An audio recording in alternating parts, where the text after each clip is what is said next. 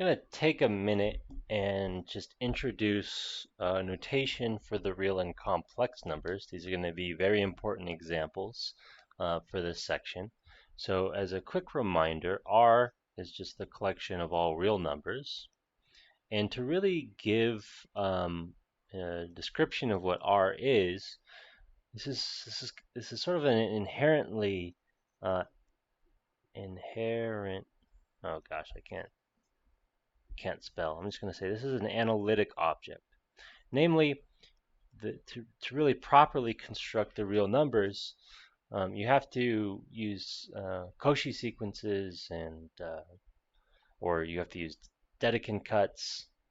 So we're not going to go into the construction of R. It is what you've known it to be.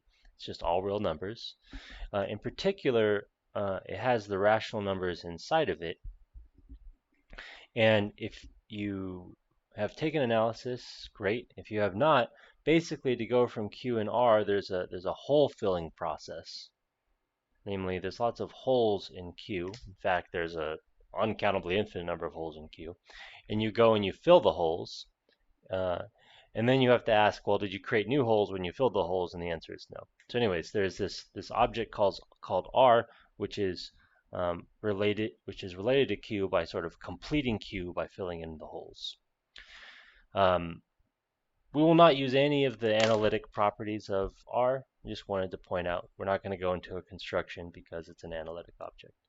Now C though is built from R by taking pairs of real numbers, and I is the square root of -1, which doesn't exist. So you actually have to add in a square root of -1. This is a non-real expression. And actually, we're going to show how to construct C from R in an algebraic process later on. What you need to know about C is just the addition and multiplication for now. So if you have two complex expressions, a plus bi and c plus di, to add them, you combine like terms. So there's no i's on the a and the c, so we combine them. And then there's an I on the b and the d, so we combine them. So it's the combine like terms operation.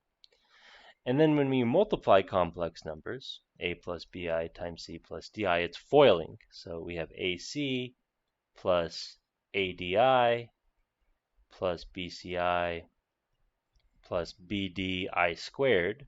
But I is the square root of -1, so I squared is -1. So whenever we see an I squared or even a higher power, we can replace that with a -1.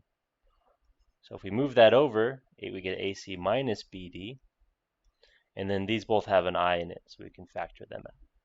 So now it's in the proper complex number form. It's an expression plus a real expression plus a real expression times I. And so that's the addition and multiplication for complex numbers, which you've undoubtedly seen before. But I just wanted to take a moment and remind you of them.